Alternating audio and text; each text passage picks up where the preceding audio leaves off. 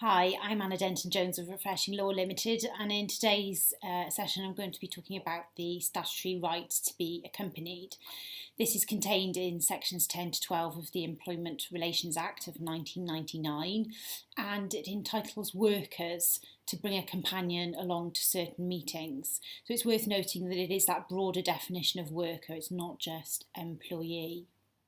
In terms of when the right kicks in, under the statutory provisions, it's actually two kinds of meetings that somebody's entitled to be accompanied at. The first, grievance meetings, so that's a meeting at which a decision is going to be made about whether or not their grievance is upheld.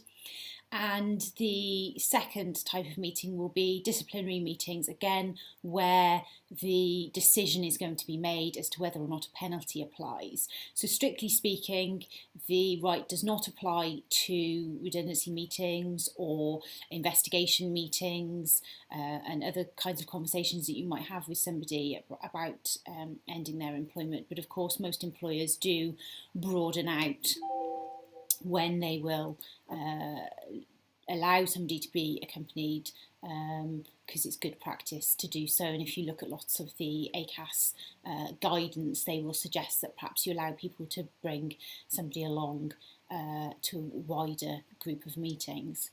In terms of who the person is allowed to bring, it's a colleague or a trade union representative. But again, there are circumstances where an employer might want to make a reasonable adjustment for a disability and allow somebody to bring maybe somebody who's got knowledge about a particular disability along, or indeed perhaps if somebody struggles with the use of English, they might want to allow them to bring an interpreter along. Now, often one of the criticisms that gets made in disciplinary processes is that the employee wants to bring somebody along who the employer is saying no to because it falls outside of those categories that I've just mentioned. My take often in those circumstances is that actually, as long as we're happy that it isn't a lawyer being snuck in by the back door, and you don't want to allow lawyers in, because then things will really become complicated. Where's the loss if you say yes? It takes the argument away from the employee, and it makes you look good because you've said yes, and you're not ever going to be criticised for making that kind of adjustment. So why worry? The purpose of a companion coming along to a meeting, it's for somebody to obviously take notes if the employee wishes them to. It can be to sum up on their behalf. They've got the right to confer with each other.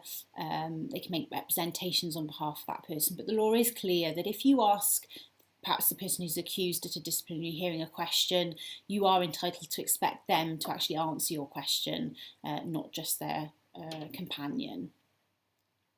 There is a provision that allows somebody to delay a meeting, a disciplinary meeting, a grievance meeting, if their companion cannot make the date that you've suggested. Now, this is only by 5 working days, and often it's the case that trade union representatives say they're not available for a longer period, but there is no obligation on the employer under the statute to wait that long.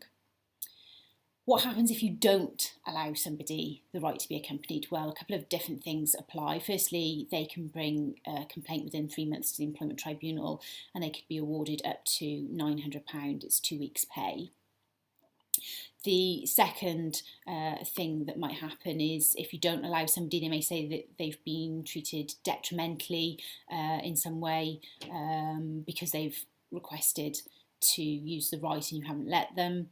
The other thing that they may do is, if you dismiss them as a result of having made the request, is they would be likely to challenge you and say that it was an unfair dismissal and there's no requirement on them to have 2 years service to bring that claim. It's a complaint that they can bring from day one of employment. So it is worth bearing in mind, allowing people to use these rights.